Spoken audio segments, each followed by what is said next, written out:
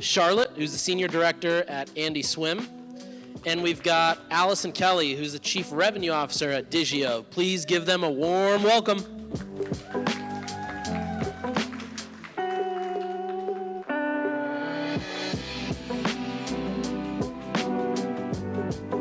Which side?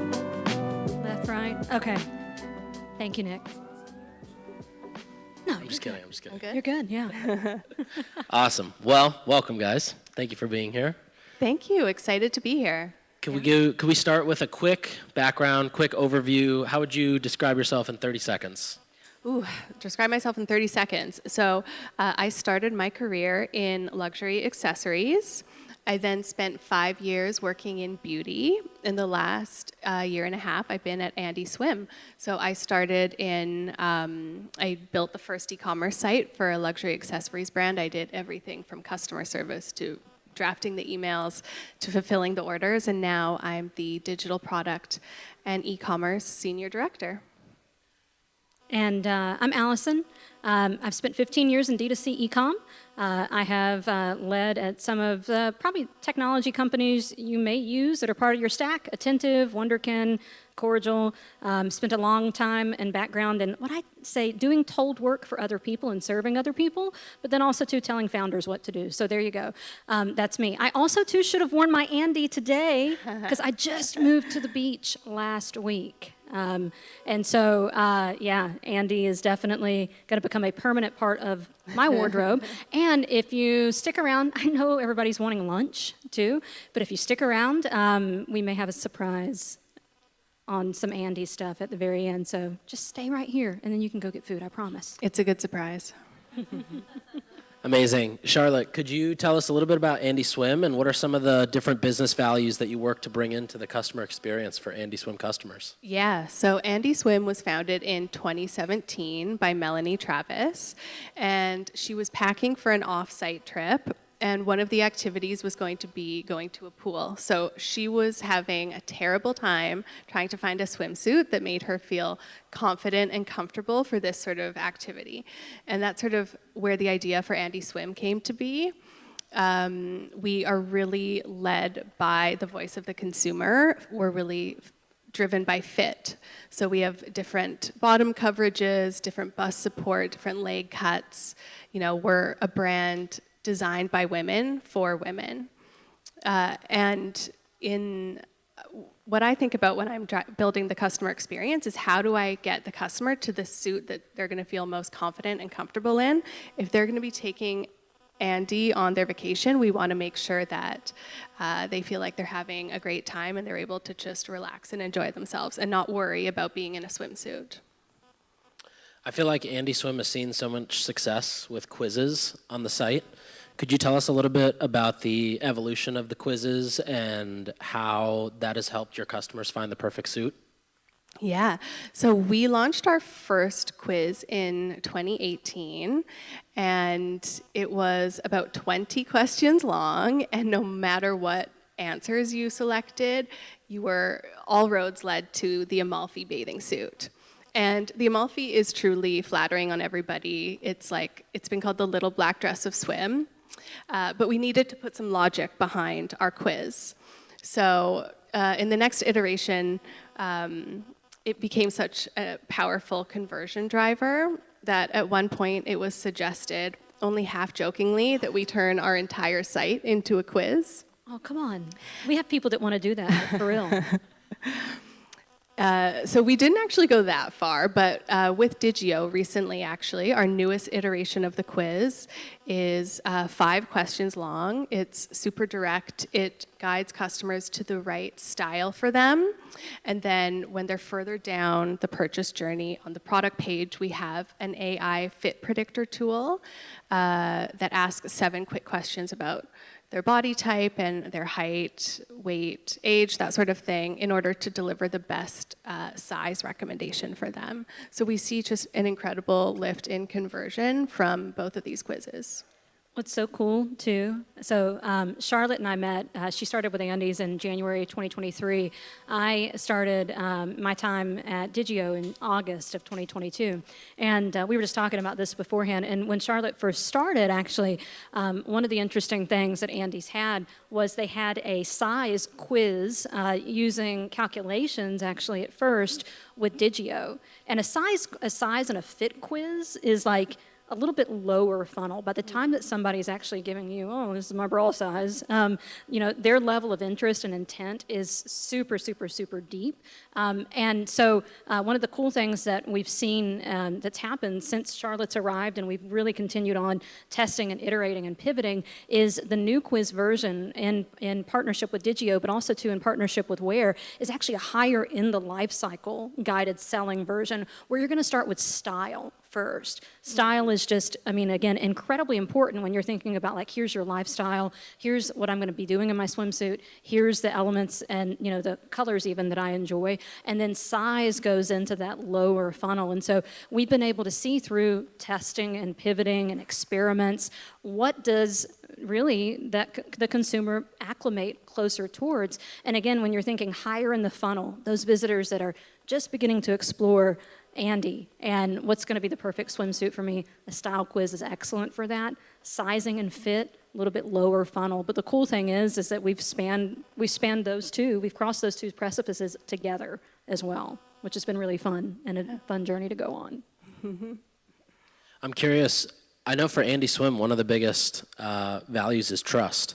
Yeah. How has the experiences you've done powered by Digioh helped the consumer feel like they're on a journey with trust included in it, and maybe even some of the other products that Digioh offers, how has that impacted the customer journey?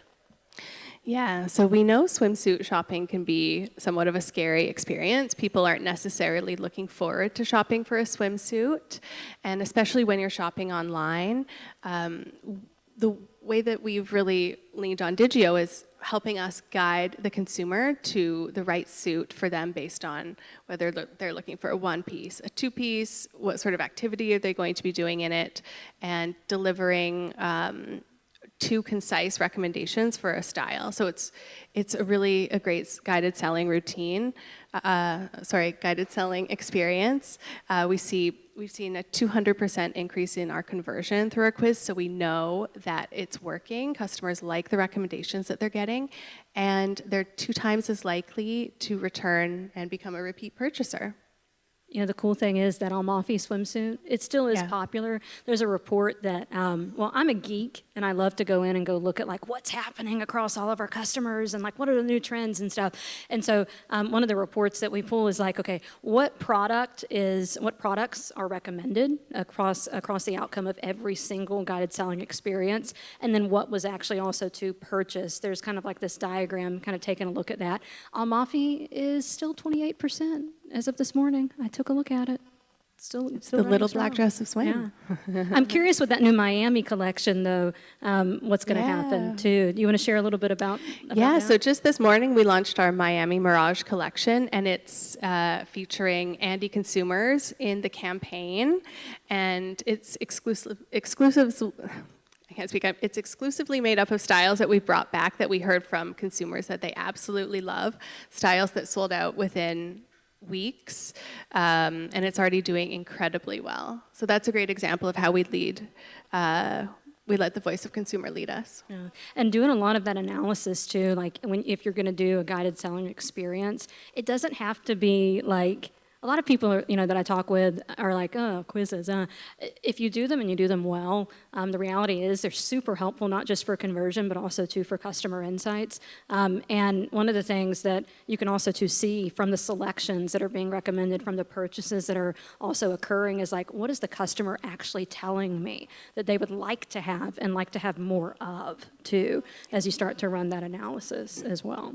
Absolutely. And we've seen a reduction in our return rate when people take the quiz as well. Oh, yeah. Which is really important. Yeah. One of the things that Andie's also does, and if you guys, everybody's on their phone, come on. Mine was in my pocket when I was coming up here, and then I think you gave yours to one of our team members, and I was like, oh, I'm not going to bring it up here. But my phone's always on me, always, and then I have my watch too. y'all go to andieswim.com. All right. Hit the nav bar on the mobile site. One of the things that Charlotte and team do really well, and that it's a best practice when you're going to do guided selling experiences, funnels, it's the placement of where you put them that makes the biggest impact. I always tell people, like, you want 80% or more of your website traffic engaging in these experiences because it allows you to gather enough data that is statistically significant to then know, hey, what is it that I need to do to optimize? And so one of the newest things that you've launched on the mobile side is that button in the nav bar on the mobile site. Yeah. It's like, hey, take the quiz that's there. On the desktop site, you'll see it also too in the nav bar, but the placement of what they're doing with the guided selling experience also makes a significant difference in not only the revenue that you see coming in from an experience like what you have at Andie, but also too in the ability to know, hey, we need to pivot to a different strategy here as well. And so really in-depth reporting around that. I love looking at drop-off. Do you ever look at that? Drop-off reporting. It's like my favorite thing. I love to see, like, okay, does the drop-off of people going through these 5 questions correlate to the amount of time also that it's taking for people to complete this as well? Because the number of questions and the time to complete are super important. We analyze all of that, but again, placement, getting enough traffic going into those experiences to see what's going to work and what's not. And Andie does a great job at that. Have you found different completion rates work best, or sorry, different durations or number of questions work better for different industries? Yeah, for sure, for sure. I mean, the average is like you don't want to go over 8 questions because if you do that, then you're just going to plummet on your drop-off. A great guided selling experience, whether it's we call them we have mini quizzes and then we have like full-fledged like quizzes. We oftentimes will tell people like you want at least a completion rate of 65% in order to be able to say, hey, that is a great quality quiz. When you start to break it down though too, one of my customers, Ryan from Bonafide, is in the back. I saw you. I had to call you out too. Their product set is women's menopause product. Now that type of quiz needs to be educational, but also too as a product search needs to be have certain branching that goes in and says, hey, I can ask 3 questions, but if they answer this selection here, I'm going to go in and I'm going to go ask more questions and I'm going to provide more education too. So it really depends upon your product and your brand specifically, but we oftentimes say no more than 6 to 8 questions because once you get past that point, attention spans are short and they're becoming shorter. I have a 21-year-old daughter, I would know. So. Allison, you've spent 15 years in this industry now. You're aging me too. Thanks, Nik. I appreciate it. You've been in for a long time as well. I have, yeah, since actually probably like 12 years. 13 maybe. Why do you think now is the best time for brands to jump on strategies like this? I think you want to own your data, right? You've had so much shifts and change in what's happening with Meta, what's happening with Apple, what's happening with cookies. And the reality is, like, if you do not harness and take control of your customer data and really own that holistically, you will never fully reach what I call this, it's like you won't ever fully reach the personalization that you need with your customer. We've been talking about personalization since my very first conference in this industry 15 years ago. And the reality is the best way to be able to understand personalization is identification, is the crux of personalization. Zero-party data drives that conversation too.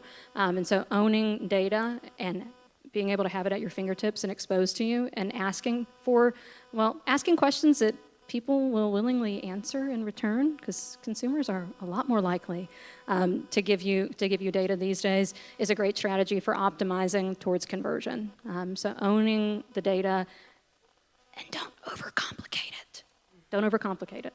I feel like the mental barrier for the data piece is always like, okay, I want to own my customer's data, but like where is it stored, or where is that ownership held? Could you explain a little bit of that? Yeah, for sure. So one of the unique things that people always ask me, like, is Digioh a CDP? And I'm like, no, we're not a CDP. What we do is we're helping you with progressively profiling on your identity of your users, then also to your zero-party data, and then your first-party behavioral data. And then what we encourage doing is actually sending that to your sources of truth That can be your ESP, that can be your CDP. We have over 400 integrations for all of that. We actually have a reverse ETL layer in our product, and for those of you that may not know what that is, it's just a really simple way to take engineering and dev out of the equation in order to pass data back and forth in between your tech stack. And so we oftentimes will tell people that the data is yours. We are just merely collecting it, and then where you place it and what you do with it is basically up to your tech stack and your strategy. However, when we get started, what we do, Nick, is everybody gets a playbook. Everybody. Because a lot of times, like what I see and what I've seen historically being in this industry is like you give somebody all of those insights, and it's analysis paralysis. And so it's not necessarily the efficacy of owning the data, it's, oh my God, what do I do with it? You know, and so we set up a playbook. Here's what you do with it with retention. Here's what you do with it with your ad strategy. And we have the integrations already set with some templates too to be able to do that. I got Sarah here from YachtPo in the front. She knows we've got tons of YachtPo integrations to be able to really power things like loyalty enhancements, SMS, email, even subscription too. It's all about what you do with the data though. And again, keep it stupid simple, no analysis paralysis needed, but we come with the playbook. Amazing. And Charlotte, for a lot of the customers, it sounds like a lot of your customers now are coming in through this guided selling program with the quizzes. Yeah. How has that impacted the lifetime values or the cohorts further than just getting the sale or getting a happy customer? Yeah, so the biggest impact we've seen has been to our CRM program. So we have all of the data around the preferences of the consumer. Is she looking for a one piece, a two piece, et cetera? And we're able to deliver really relevant messaging to her. And we ran a focus group last month, actually, and a couple people called out that they love the frequency with which they're hearing from us. So we're building that trust with the customer, we're respecting her time, and we're reaching out when we have product that's really right for what she's looking for. And we've also seen a return reduction, as I mentioned. We're seeing our return rate for people that take our quiz is cut in pretty much in half. So that's a really big impact. We know that customers are going to be happier if they take our quiz. That return rate is interesting. We didn't do a case study on that. We gotta talk more about that. This is something new we just dug into, yeah. You didn't tell me. Oh, for shame. Yeah, the return rate's interesting though, because like you mentioned this, you were like, hey, buying a swimsuit sucks. Okay, ladies, can you raise your hand? Buying a swimsuit kind of sucks, all right? Buying a swimsuit online is even harder, Yeah. right? And so I can't even imagine like those products that maybe you in the audience even have that's like, okay, hey, I've got a high rate of return and it's dependent upon things like size or some sort of calculation or something like that that has to be spot on. I can't imagine what the return rate really would have looked like. But if you're cutting it by half, Very that's impressive. crazy. Oh my goodness. All right. That's really unique and cool to be able to hear and see.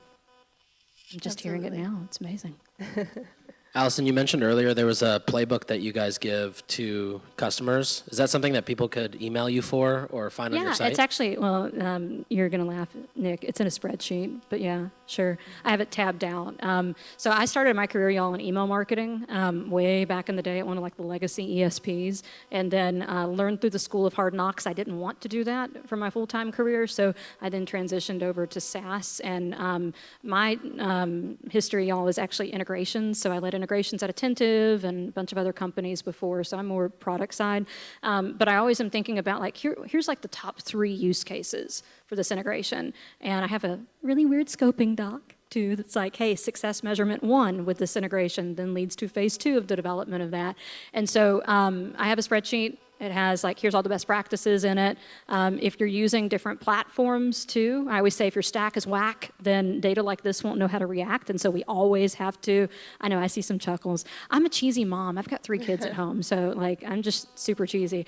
But we even have it like broken down, like if you're using PostScript for this, or if you're using YachtPo for this, or Attentive for that, because every way that you use the data may be different based on your tech stack as well. Here's a cool thing though. I've got my VP of Customer Success, Allie. Can you raise your hand? Thank you. Yeah, the Amalfi swimsuit. Allie's got the Amalfi swimsuit on her. Oh, too bad. You didn't walk in wearing it. Ah. Yeah, well, that would have been an attention grabber if it was on. But Allie and team go through that because our onboarding also includes like the full service integrations into some of these different platforms and the campaign setup as well. So. Amazing. And last question to you guys. What would be one e-commerce tactical tip that you'd recommend to some of the other brands here in the room? I would say be really strategic and thoughtful with what apps and experiences you're adding to your site. So if it's not getting your consumer closer to the ultimate goal of conversion, just be really shrewd about what you're adding to your site. I think that's great. That's like goes around with if your stack is whack, then you don't know how to react, right? Like pay attention. Shopify is so easy. Just go download the app. And what ends up happening is like you get a lot of duplicative functionality that overlaps. Your spin goes up with those different technologies, and you're not really being efficient as a marketer at that point.